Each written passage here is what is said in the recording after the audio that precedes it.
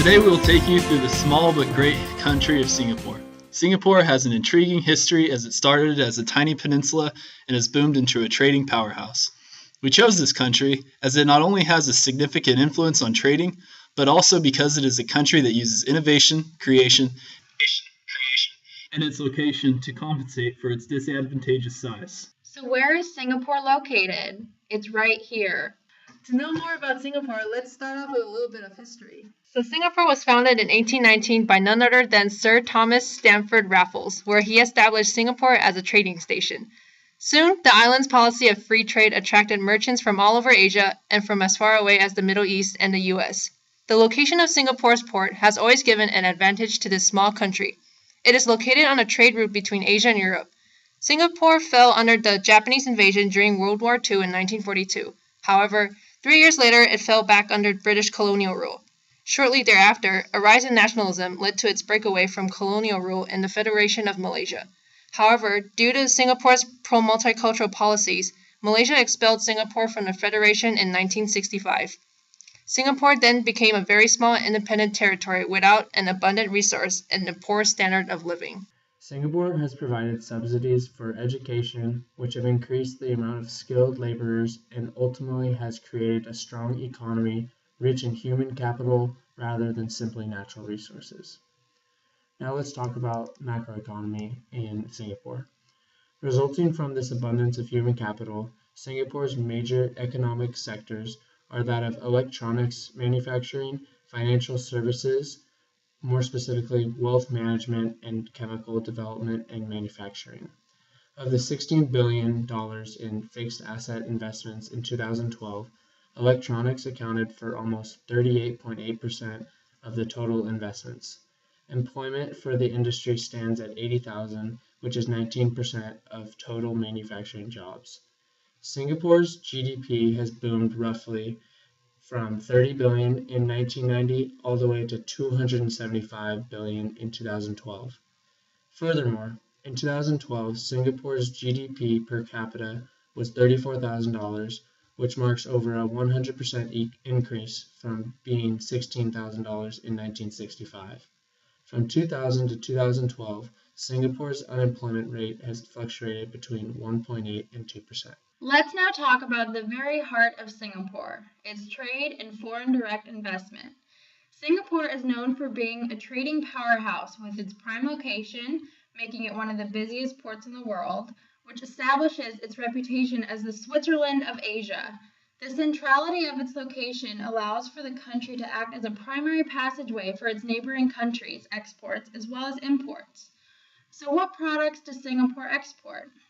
Singapore's largest exporting industry is the machinery and electrical industry. Within this industry, 20% of their exports are electronic integrated circuits, valued at $49 billion. Singapore also exports printers and copying machines, mechanical appliances, office machines, telephones, and semiconductor devices, just to name a few. The second largest industry is the mineral products, with its primary export being petroleum oils, which is valued at $47 billion. Singapore also plays a major role in the chemical and allied industries, as well as metals, stone and glass, primarily gold, plastics and rubbers, foodstuffs, animal products, textiles, wood and wood products, and footwear industries. But what countries does Singapore export to? 14% to Hong Kong, 12% to China, 9.6% to Malaysia, 9.5% to Indonesia, 7% to the US, 4.4% to Australia, and some other exporting countries with a lower percentile include Japan, Korea, Vietnam, Thailand, Philippines, Panama, Nigeria, Egypt, and etc. But with all of these exports, what products does Singapore import? Singapore participates in intra-industry trade as they import nearly the same amount of the same products that they export. 17% of their exports are again in the electronic integrated circuits, which are valued at $49 billion. Another 17% are the refined petroleum oils, valued at again $49 billion. These numbers are very big compared to the only 7.3% which are crude oil and the only 2.4% which are cruise ships and other vessels for human transportation, which also include parts for aircraft. So where are all these imports coming from? Again, a lot of the same countries that they export to is who they receive products from.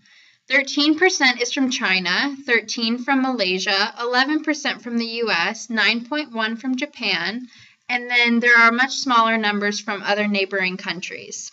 In order to support all of this trade, Singapore has signed free trade agreements with countries from all over the world and is a member of the WTO, the World Trade Organization, as well as the ASEAN, Association of Southern Asian Nations. To have a better understanding of Singapore's trading power, what economic theories are applicable? The HO model states that countries should establish their focus on industries that use their abundant factor intensively. But the problem is, Singapore doesn't have a natural abundant factor. Due to their dedication to higher education, Singapore has created their own abundant factor in the form of skilled workers.